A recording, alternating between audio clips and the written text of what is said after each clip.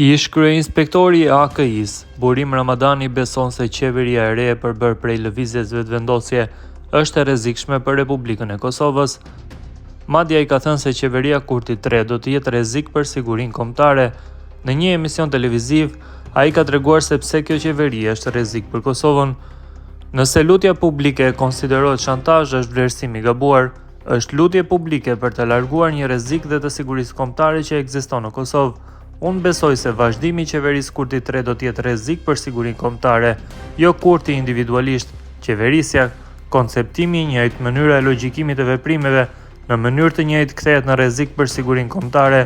Besoj që koncepti për sigurinë kombëtare i realizuar gjatë këtyre viteve, sidomos 2 viteve të fundit, është edhe i gabueshëm dhe spekulativ, ka deklaruar Ramadani.